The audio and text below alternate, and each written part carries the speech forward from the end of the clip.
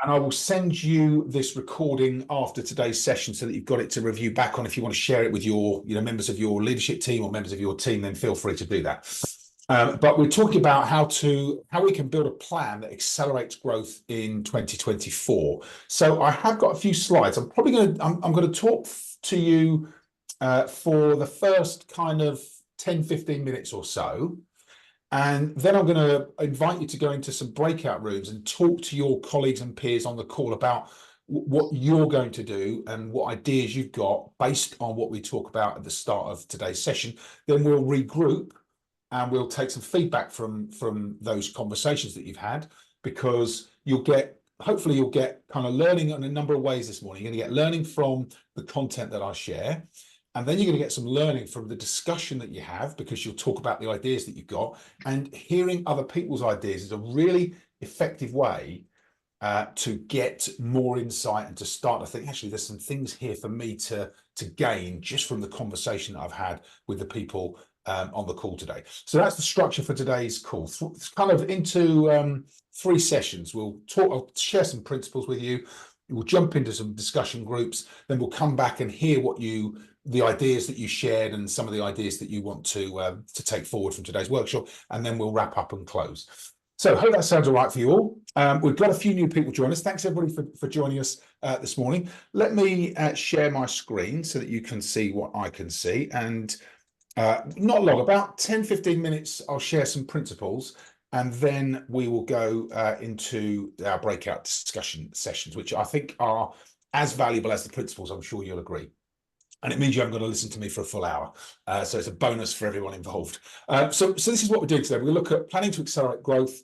We'll kind of look at how we set some growth targets and what we can do to start to stimulate thinking around, higher levels of performance in 2024. And then we'll also I'll talk to you about some principles around how you get your team on board to grow as well, because we know that it's important that it's not just us as leaders in our businesses managing that growth plan. We want our teams fully on board in helping us to achieve those goals. So the first thing is about setting a goal and defining why. So let's talk a bit about that. So the thing about the reason goal setting is so important is because some of you might have seen me talk about this slide before. We always think that we've got this big idea for the year, or this big idea that we're working on. And we've got this kind of simplistic view that is, someone's going to give us some money, or we generate some support, we build what we need to do, and then it's a success. And it's a good job we think like that, because if we did realize just how difficult it was to achieve goals, it might demotivate us from the start, right? But what we find is that, and I'm sure you can all appreciate this, you make a start on something, you put a load of work in, nothing seems to kind of pan out how you want. It makes you feel a little bit anxious and insecure. And we meet some challenges. We might fail a few times or a lot, and then other stuff happens. Life happens, outside of work. Things happen in our life that we don't anticipate. We sometimes get some help that isn't always as helpful as we'd like it to be. Sometimes it is, sometimes it isn't. And then eventually we get to a point where we've reached a level of kind of success or performance. And for everyone else outside of us, it looks like we were an overnight success, but actually it was a lot of work.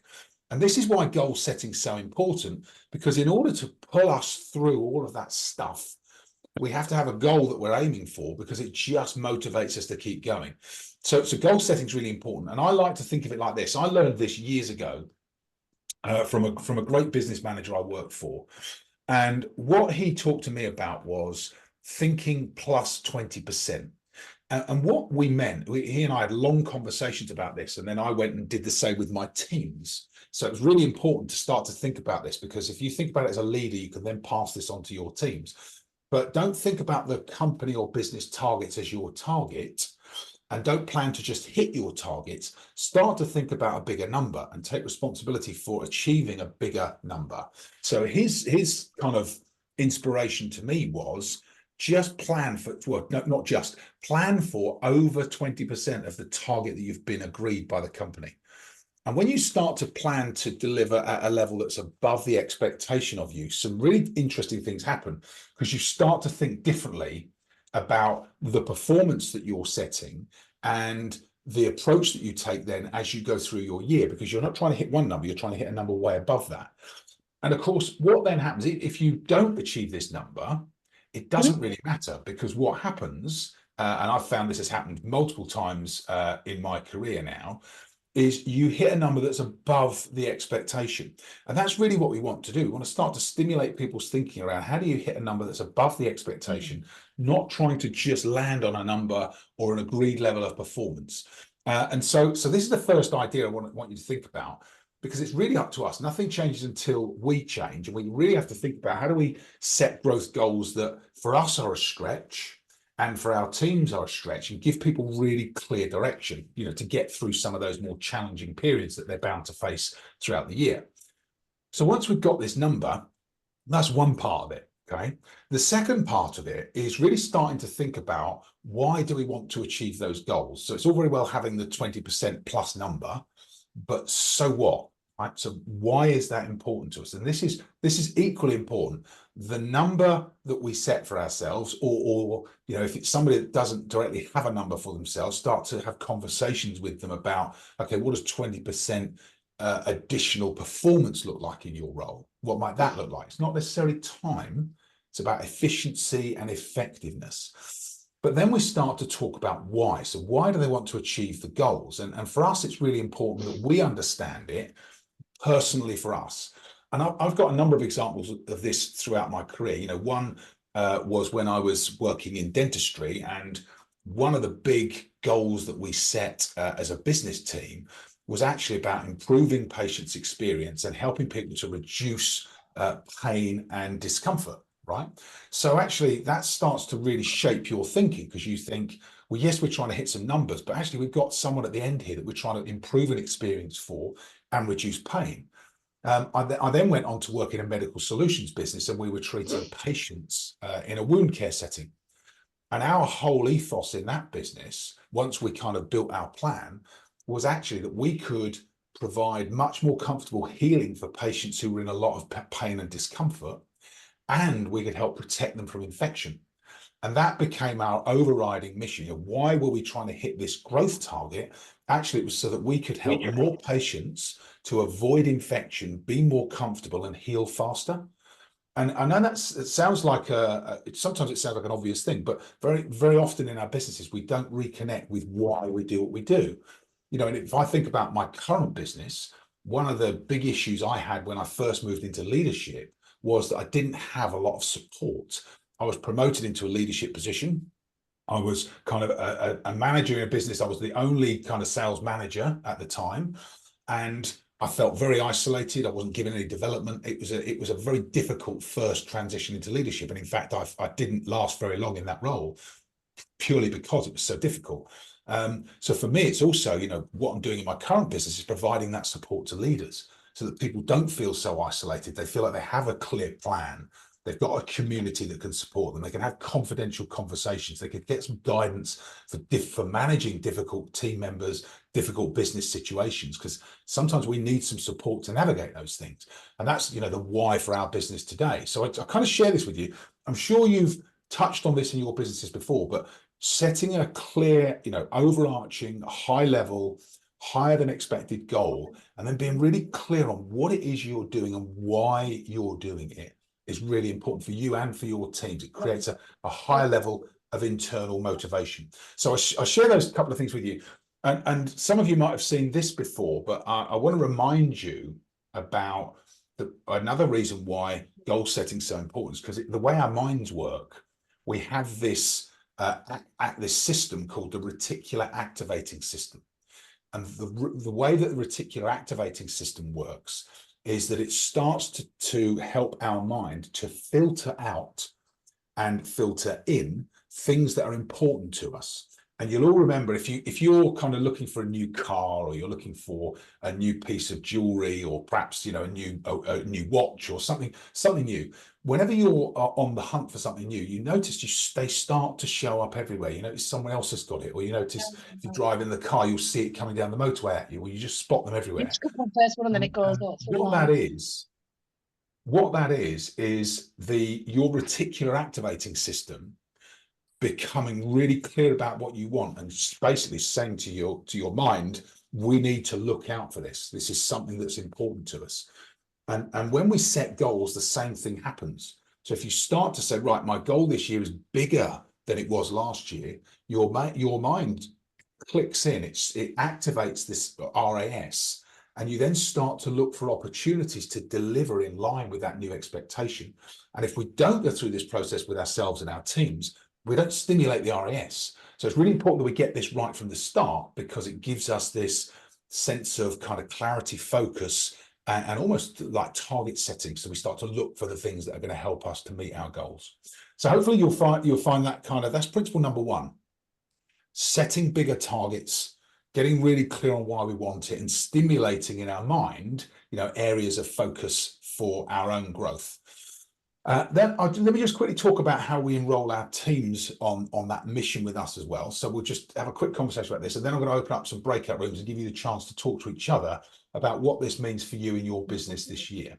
So second thing is about how do we get our team? So once we're clear, we've got this compelling vision, we're thinking bigger than the standard target that we've set for ourselves, we're clear on why we want to do it, then it's about getting our teams enrolled, right? But the first thing is clarity for ourselves. When we're clear, we can help our teams become clear, right? So clarity for us, then clarity for our teams. And I've talked about the higher purpose, really thinking about what's that higher purpose for our business, because that engages your entire team. Having a higher purpose engages the team. And we all get confidence from knowing we're working in a business that wants to grow.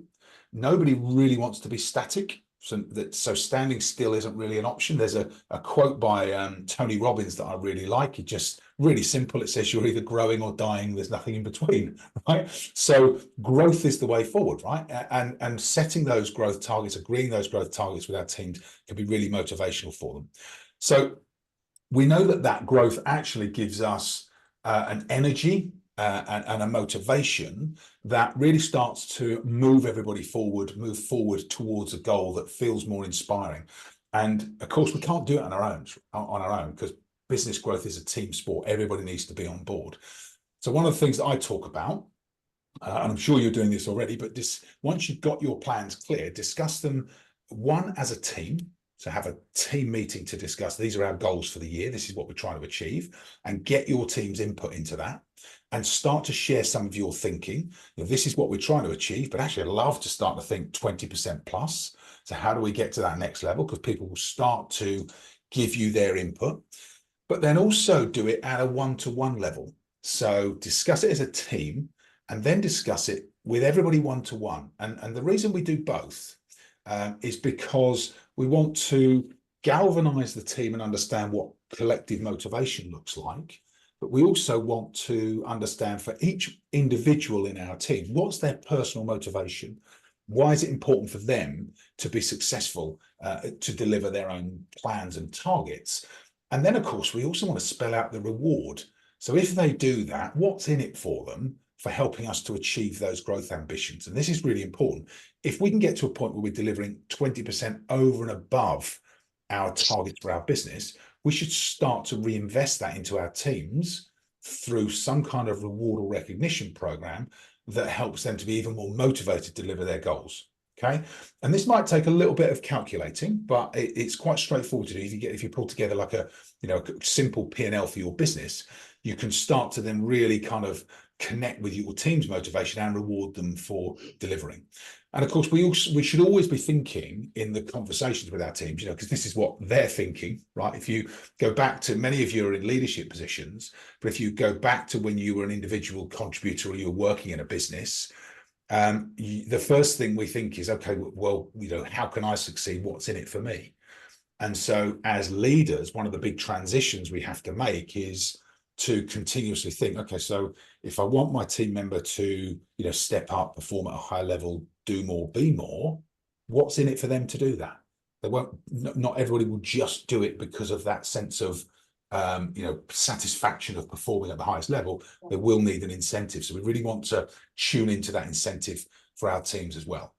So we've got a couple of things here. I'm going to send these slides to you after today's session. I've got this top 10 things that we can do to accelerate business growth. I won't go through these now, but I will send you these slides after today's session. We covered the first 2 principles today. So I hope that's useful for you. I'm going to just now give you an opportunity. I've been talking now for about 15 minutes, so that's kind of as much as I plan to set up today's session. As I said at the start of today's session, you're going to get as much value from hopefully this opening session is starting to get you thinking differently about your plans for this year. I'm going to open up some rooms now, just invite you to talk to each other about what this means for you, how your plans that you've got in place with your teams perhaps need to just kind of be reviewed or refined, just to include some of the principles we've talked about here today, and then share with each other some best practice, because you'll learn from the conversations with each other in the rooms. And then I'm going to give you about 15 minutes on this to have a conversation today, so that you get to really explore this with each other. And then what I'll ask you to do when we come back, when we regroup, if in your breakout rooms you can agree who will share back into the room, because I'll just come to each group separately and just ask somebody from each group just to share what it is you discussed, and what the ideas you've got for improving your acceleration of growth in 2024. How does that sound? Is that okay for everybody? Got some thumbs up? Brilliant. Thank you. Thanks, everybody. Thanks for being so open to this morning. I hope you're going to enjoy it as much as I do. I love this session. So let me just check. Right, brilliant. We've got 4 rooms, 4 people per room. So that's great. We've got 16 people on today's call. That's great. So I'll open it up. We've got 15 minutes. I'll bring you back at about 25 to where we'll take some feedback. So if you can also in your rooms just agree who will feedback when we resume. Enjoy the conversations. I'll see you back here in about 15 minutes. Sorry, Justin, can you just remind me what was the question we're specifically talking about? Yeah, of course, Joe. Yeah, just to talk about how what we've learned so far on this call is going to help you to accelerate growth in 2024. Lovely, thank you. My pleasure. Thanks, Joe. Thanks for being here. Okay, enjoy your conversations, everybody. Hopefully you can all see the join button. It will draw you back into the main room regardless of whether you're finished talking or not. Okay, good. Well, I hope you had some interesting conversations, and I hope you met some new people in your networks, your professional networks.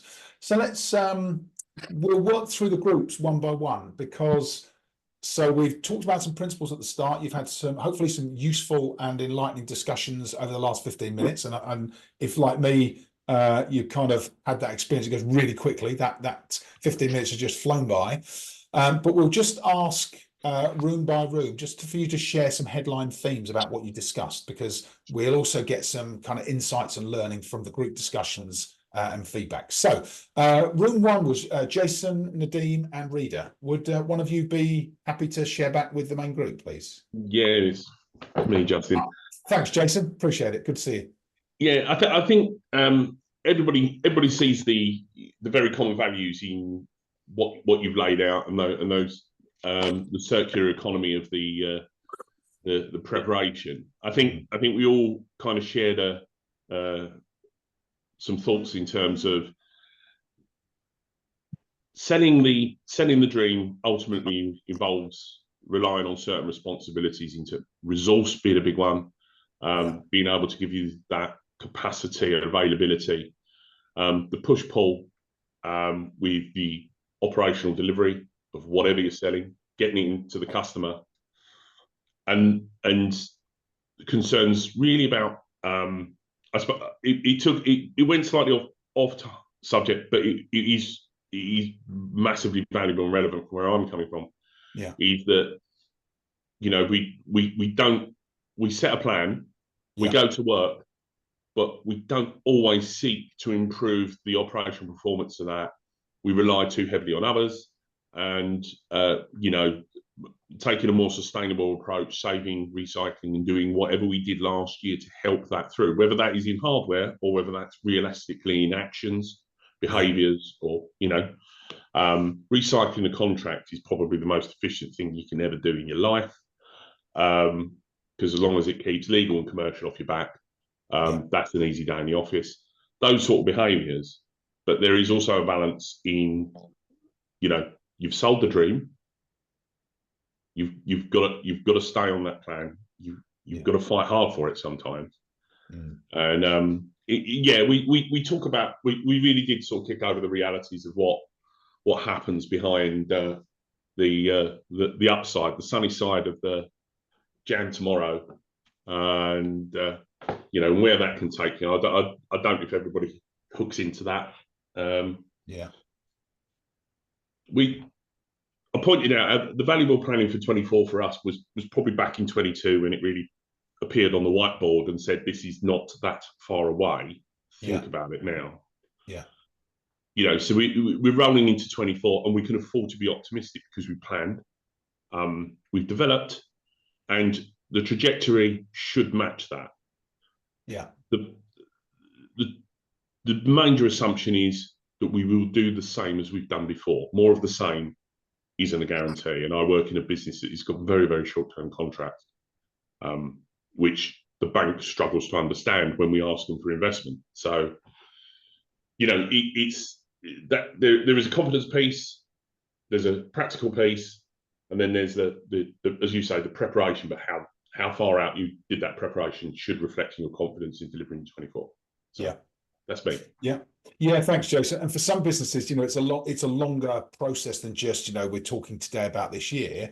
You have to think 2-3 years ahead. You're also right that, you know, actually having a plan to over deliver also means we have to have the operational support to be able to deliver the value to the customer, so that we don't then constrain the business by actually bringing too much new opportunity in and we can't deliver it or fulfill it because we either don't have capacity or we don't have the capability. So it is a delicate balance. But I think, you know, the premise and the principle is to get as leaders to be thinking about over delivery. Sometimes that's over delivery in terms of, you know, the number and what we're going to contribute to the business. Sometimes that's actually about operational delivery and thinking, how do we deliver the highest possible service quality solution to customers? So you kind of covered both there with your conversation. That's good. Yeah, good. Thanks, Jason. Okay, so room 2 was Hema, Ian, Joe, and Louise. How did you get on? I just realised that we didn't agree who was going to summarise. So, Joe, I don't know whether you wanted to. Yeah, I can if you want to, Ian, as I did most of the talking, I think. Sorry. No, not at all. No. Yeah, so I think we similarly sort of thought that we'd heard the kind of rough idea of this before, but yeah, it's good to kind of think about it on a personal level and about our teams. So for Ian, he's got quite a big team, and he seemed to think that 120% wasn't actually, he was going to ask for more than that of his team is the plan. And just about how I'm being forced to ask for more than that quite substantially by the business. So yeah. Okay. Yeah. Yeah. So it's going to be about getting all the individuals with different levels of experience and capabilities to all be highly motivated to succeed for that group goal. Yeah. For me, I was explaining that I run a social enterprise in my spare time, doing oral health promotion projects in the community. But actually, my current dilemma is at my part-time job as a dental nurse. Our practice was taken over by a corporate, and it seems that they seem to be running it into the ground. We used to be a very high-end private practice, and we don't feel that special anymore. Everything's been cut. Morale is through the floor, and luckily, because I'm part-time and I'm a very optimistic person, I'm still optimistic that, you know, there's a chance we can get back to the glory days. Whereas the full-time staff just can't even, you know, are struggling to get through the day. Basically, the vibe is so negative. So I'm in a fortunate position where I feel I could, you know, try and reach up to management and above, and try and figure out what's going on and how we can try and understand what they're up to, and, you know, how it's gonna benefit everybody. You know, and how we can kind of try and pull the team together. So yeah, basically finding out what are their goals and what are their motivations, and try and think about what incentives are they then going to offer the team, you know, to try and keep what staff we've got left, because obviously we've had a lot of people leave, and more handing the notice in all the time. Wow. You know, just to turn things around. Yeah. So basically, I'm just trying to formulate a conversation to you know, to try and understand. So it's kind of a reverse of what you know, I was just as a thinking leader, that, Joe. Yeah, I you're would be kind of doing. going up through the organisation rather I than need through to a kind team. of be that middle person and say, look, you know, the team needs help, but they're saying they don't even want to look at the management. It's such a them and us situation, whereas I can see myself as a kind of intermediary if management are, you know, Open willing to to share, because we don't know really what the plan is. We just keep hearing about cuts and cuts and cuts, and you know, And you've got to do this, you Joe, can't do this. Joe, it's interesting. You know, Yeah. I said I purposely didn't go where you are, but I said, you know, there's a real energy about being in a growing business, right? If the business is growing, there's investment, people are, you know, motivated, energized. They you know, you kind of get this performance lift.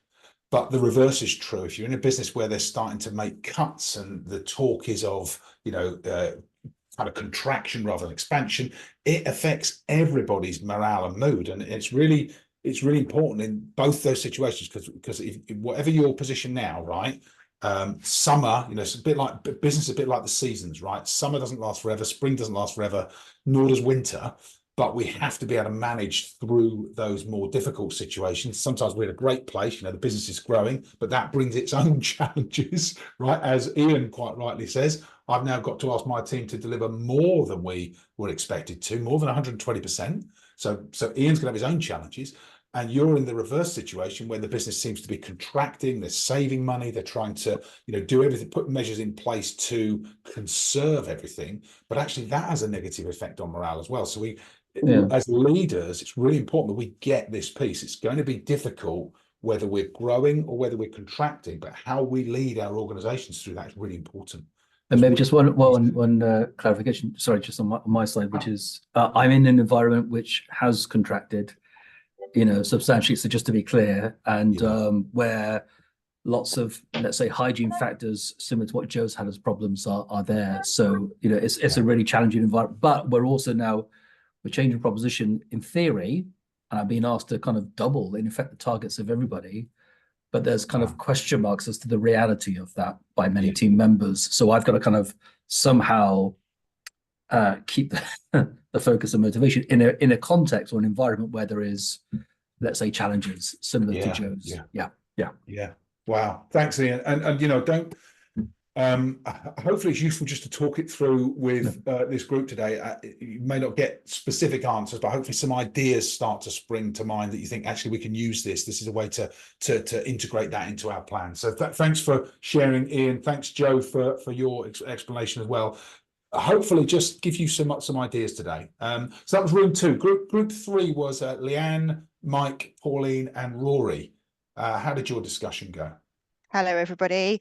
Hi there. So we had a really lovely chat with some great input from everybody. Pauline is very passionate about vision boards, goal setting for her career, her sort of personal life, and sort of really focused on like emotional intelligence. So where she's aiming to get to, what she wants to achieve. So that's sort of how she started the year. We talked about growth mindset starts at the higher stage, so getting the right people in place, the communications, the expectations, the mission from the company, so making sure that we're very clear in the information that we're giving to people. We talked about where you're potentially looking and working with a team of people, sharing information with colleagues, allowing them time to learn and develop, as well as allowing yourself time for further development and further training, so that you can all progress on that ladder of wanting to achieve more and wanting to be better at who you are as a person and what you are doing in your career mindset. We talked about understanding risks and being transparent with people, looking at items in more detail, so potentially goals, what incentives there were, but looking at profits and plans and the company's visions. Have I missed anything, guys? Sorry, feel free to jump in. That was a great summary, Leanne. Thank you. Sounded good. Thank you, Leanne. Yes. The goal setting. So we believe that the person goal setting just as important as the business goal setting, because group 2 mentioned about the motivation. At the end of the day, the business is about people. We are the asset of the company. So it's important not only to understand the business objectives, but the personal goals. What really drives them? Why do they want to overachieve that 20% target, 120% target, or what's stopping them? So that vision board, that RAS, personal motivation really supplements the business to help the business to flourish. Yeah, thank you, Pauline. Great addition, because business is only the constituent parts of everything that's in there, and the most important constituent part are the people. Yeah, really good. Thank you, Pauline. Rory, you've got your hand up. Thanks.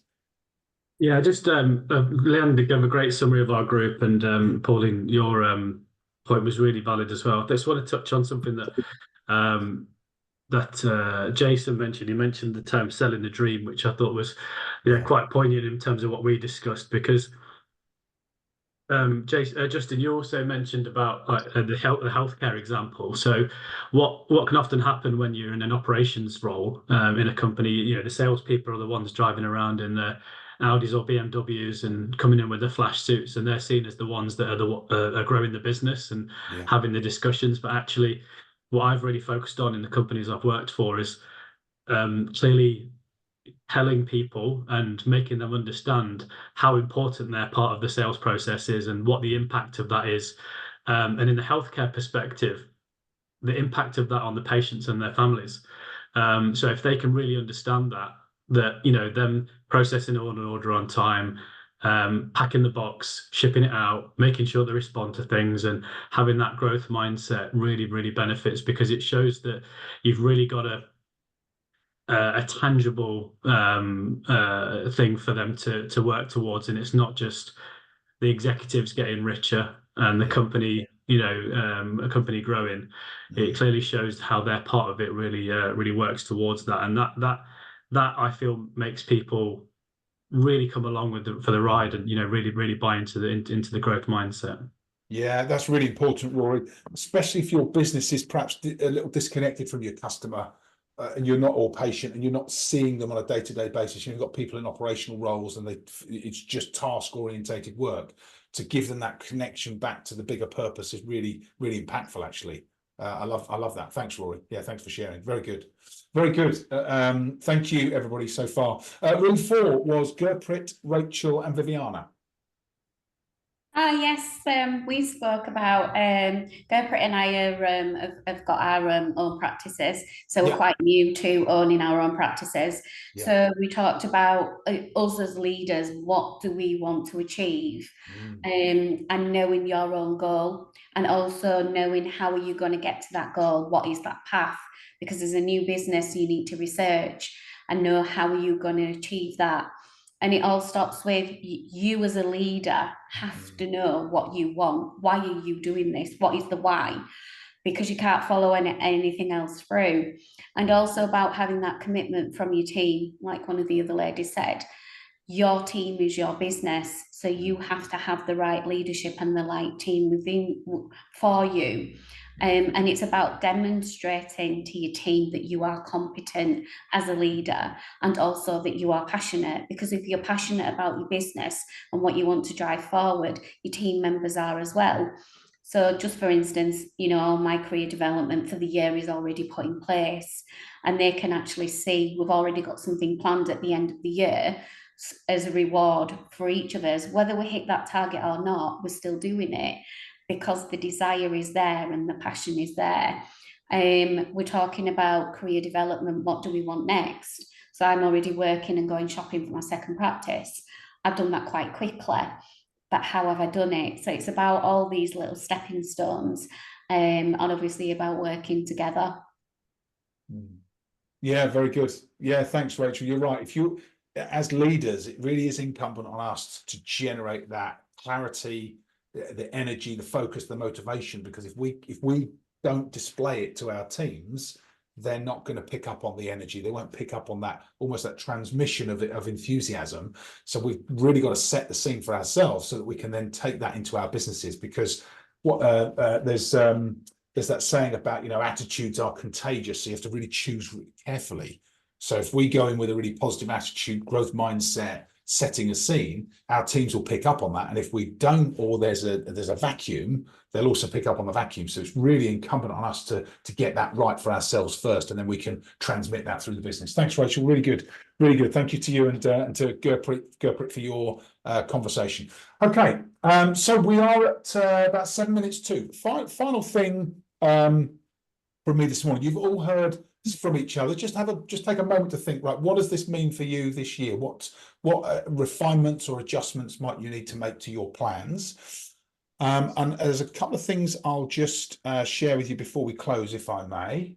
So let me just share my screen again. First thing is just something throughout my career, one of the things that I've focused in on once I became once I was established in leadership roles, something I do for myself every year is just make sure that as I think about leading my business, there are 5 things that are really important to me. The first is having somebody I can have a confidential conversation with. So whether that might be a mentor, a coach, somebody that you can just talk to knowing that it goes no further. And normally it shouldn't be your boss or a stakeholder in the business, because they'll try and move you in one direction or another. To have someone independent is really important. Also to find a community. Hopefully this morning's session has given you that sense of community. Have a community that you can meet with regularly so that you can get some support, share what's going on, share some ideas, get some ideas, and of course then collaborate with people. So opportunities to understand, is somebody doing something that is useful for me to adopt? Am I doing something that's useful to share with someone else? Because in the sharing, I sometimes get greater focus and clarity over what I'm doing.